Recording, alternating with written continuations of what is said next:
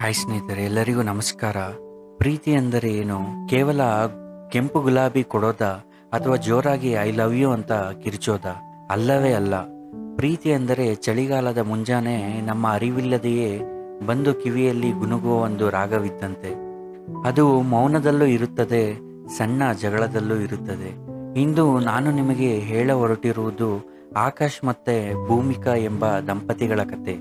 ಇವರ ಸಂಸಾರದಲ್ಲಿ ಒಂದು ಮುಂಜಾನೆ ಹೇಗೆ ವಸಂತವನ್ನೇ ತಂದಿತು ಎಂಬುದು ಈ ಮಂಜಿನ ಹನಿ ಮತ್ತು ಮುಂಜಾನೆಯ ರಾಗ.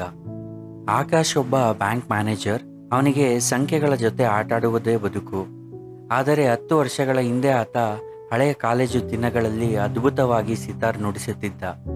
ಅವನ ಪತ್ನಿ ಭೂಮಿಕಾ ಮಾತು ಕಡಿಮೆ ಆದರೂ ಮೃದು ಸ್ವಭಾವದವಳು. ಅವಳಿಗೆ ಸಂಗೀತವೆಂದರೆ ಪ್ರಾಣ. ಆಕಾಶನ ಸಿತಾರ್ ವಾದನಕ್ಕೆ ಮಾರುಹೋಗಿಯೇ ಅವಳು ಅವನ ಕೈ ಹಿಡಿದಿದ್ದಳು. ಆದರೆ ಮದುವೆಯಾಗಿ 5-6 ವರ್ಷಗಳು ಉರುಳಿ ಹೋದಂತೆ ಜೀವನದ ಜಂಜಾಟದಲ್ಲಿ ಸಿತಾರ್ ಮೇಲೆ ಧೂಳು ಕೂತಿತ್ತು. ಆಕಾಶ್ ಮನೆಗೆ ಬರುವಾಗ ಸುಸ್ತಾಗಿರುತ್ತಿದ್ದ. ಭೂಮಿಕಾ ಅಡುಗೆ ಮನೆ ಕೆಲಸಗಳಲ್ಲಿ ಮುಳುಗುತ್ತಿದ್ದಳು. ಅವರ ಮಧ್ಯೆ ಪ್ರೀತಿ ಇತ್ತು. ಆದರೆ ಆ ಪ್ರೀತಿಯಲ್ಲಿದ್ದ ಹಳೆಯ ಜೇನಿನ ಸವಿ ಎಲ್ಲೋ ಕಳೆದು ಹೋದಂತೆ ಭಾಸವಾಗುತ್ತಿತ್ತು. ಅವರಿಬ್ಬರೂ ಒಂದೇ ಮನಸ್ಸಿನಲ್ಲಿದ್ದರೂ 2 ಭಿನ್ನ ಧ್ರುವಗಳಂತೆ ಬದುಕುತ್ತಿದ್ದರು. ಅದೊಂದು ಸುಂದರವಾದ ಡಿಸೆಂಬರ್ ತಿಂಗಳ ಮುಂಜಾನೆ. ಕಿಟಕಿಯ ಗಾಜಿನ ಮೇಲೆ ಮಂಜಿನ ಹನಿಗಳು ಮುತ್ತಿನಂತೆ ಕುಳಿತಿದ್ದವು. ಇಡೀ ಬೆಂಗಳೂರು ಇನ್ನೂ ಹೊದಿಕೆಯೊಳಗೆ ಮಲಗಿರುವಾಗ ಭೂಮಿಕಾ ಅಡುಗೆ ಮನೆಯಲ್ಲಿ ಕಾಫಿ ಮಾಡುತ್ತಿದ್ದಳು. ಅಚಾನಕ್ಕಾಗಿ ಅವಳ ಕಿವಿಗೆ ಒಂದು ಸಣ್ಣ ಧ್ವನಿ ಕೇಳಿಸಿತು. ಅದು ಯಾವುದೋ ಹಳೆಯ ರಾಗ.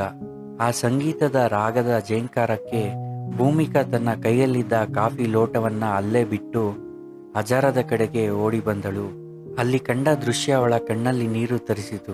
ಹಳೆಯ ಸಿತಾರ್ ಮೇಲೆ ಕುಳಿತಿದ್ದ ಧೂಳನ್ನು ಒರೆಸಿ ಆಕಾಶ ತನ್ನೊಮ್ಮೆ ಮೀಟುತ್ತಿದ್ದ.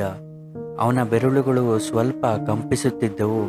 ಆದರೆ ಅವನ ಕಣ್ಣುಗಳಲ್ಲಿ ಅದೇ ಹಳೆಯ ಪ್ರೇಮದ ಮಿಂಚಿತ್ತು. ಭೂಮಿಕಾ ಮೆಲ್ಲಗೆ ಅವನ ಪಕ್ಕ ಬಂದು ಕುಳಿತಳು. ಆಕಾಶ್ ವಾದನ ನಿಲ್ಲಿಸಿ ಅವಳತ್ತ ನೋಡಿದ. ಏಕೆ ನಿಲ್ಲಿಸಿದೆ? ತುಂಬಾ ಚೆನ್ನಾಗಿತ್ತು ಆಕಾಶ್ ಎಂದಳು ಭೂಮಿಕಾ. ಆಕಾಶ್ ಅವಳ ಕೈ ಹಿಡಿದು ಹೇಳಿದ, ಭೂಮಿ, ಇವತ್ತು ಬೆಳಗ್ಗೆ ಎದ್ದಾಗ ಈ ಮಂಜಿನ ಹನಿಗಳನ್ನು ನೋಡಿ ನನಗೆ ನಮ್ಮ ಮದುವೆಯ ಮೊದಲ ದಿನ ನೆನಪಾಯಿತು. ನಿನಗೆ ನೆನಪಿದೆಯಾ? ಅಂದು ನಾನು ನಿನಗಾಗಿ ಇದೇ ರಾಗ ನುಡಿಸಿದ್ದೆ. ಕಳೆದ ಕೆಲವು ವರ್ಷಗಳಿಂದ ನಾನು ಹಣ, ಕೆಲಸ ಅಂತ ಓಡಾಡ್ತಾ ನಿನಗಾಗಿ ನುಡಿಸಬೇಕಾದ ಪ್ರೀತಿಯ ರಾಗವನ್ನೇ ಮರೆತು ಬಿಟ್ಟಿದ್ದೆ. ಐ ಆಮ್ ಸಾರಿ ಭೂಮಿ. ಭೂಮಿಕಾ ಏನು ಮಾತನಾಡಲಿಲ್ಲ. ಅವಳು ತನ್ನ ತಲೆಯನ್ನ ಅವನ ಹೆಗಲ ಮೇಲೆ ಇರಿಸಿದಳು. ಆ ಕ್ಷಣದಲ್ಲಿ 10 ವರ್ಷಗಳ ದೂರ ಮಾಯವಾಗಿತ್ತು. ಕಿಟಕಿಯ ಆಚೆ ಮಂಜು ಕರಗುತ್ತಿತ್ತು. ಇತ್ತ ಇಬ್ಬರು ಮನಸ್ಸಿನಲ್ಲಿದ್ದ ಮೌನವು ಕರಗುತ್ತಿತ್ತು. ಆಕಾಶ್ ಮತ್ತೆ ಸಿತಾರ್ ಮೀಟಲು ಶುರು ಮಾಡಿದ. ಈ ಬಾರಿ ಅದರಲ್ಲಿ ಕೇವಲ ಸಂಗೀತವಿರಲಿಲ್ಲ, ಅವನ ಪತ್ನಿಯ ಮೇಲಿದ್ದ ಅಪಾರ ಗೌರವ ಮತ್ತು ಪ್ರೀತಿ ಇತ್ತು. ಭೂಮಿಕಾ ತನಗೇ ಅರಿವಿಲ್ಲದಂತೆ ಗುನುಗಲು ಶುರು ಮಾಡಿದಳು. ಆ ಪುಟ್ಟ ಮನೆ ಅಂದು ಕೇವಲ ಇಟ್ಟಿಗೆ ಗಾರೆಗಳ ಕಟ್ಟಡವಾಗಿರಲಿಲ್ಲ, ಅದೊಂದು ಸಂಗೀತದ ಗೂಡಾಗಿತ್ತು. ಆಕಾಶ್ ಹೇಳಿದ, ನೋಡು ಭೂಮಿ, ಗಡಿಯಾರ ಓಡುತ್ತಲೇ ಇರುತ್ತದೆ. ಆದರೆ ನಾವು ಸಾಂದರ್ಭಿಕವಾಗಿ ನಿಂತು ನಮ್ಮೊಳಗಿನ ರಾಗವನ್ನು ಗುರುತಿಸಿಕೊಳ್ಳಬೇಕು. ಈ ಮಂಜಿನ ಹನಿಗಳಂತೆ ಪ್ರೀತಿಯು ಅಲ್ಪಕಾಲ ಇರಬಹುದು ಅನ್ನಿಸುತ್ತದೆ, ಆದರೆ ಅದು ದಿನವೂ ಹೊಸದಾಗಿ ಹುಟ್ಟುತ್ತದೆ. ಸ್ನೇಹಿತರೆ, ಕತೆ ಇಲ್ಲಿಗೆ ಮುಗಿಯುವುದಿಲ್ಲ. ಅಲ್ಲಿಂದ ಮುಂದೆ ಆಕಾಶ್ ಮತ್ತೆ ಭೂಮಿಕಾ ಪ್ರತಿ ಮುಂಜಾನೆ 10 ನಿಮಿಷ ಸಂಗೀತಕ್ಕಾಗಿ ಮೀಸಲಿಟ್ಟರು.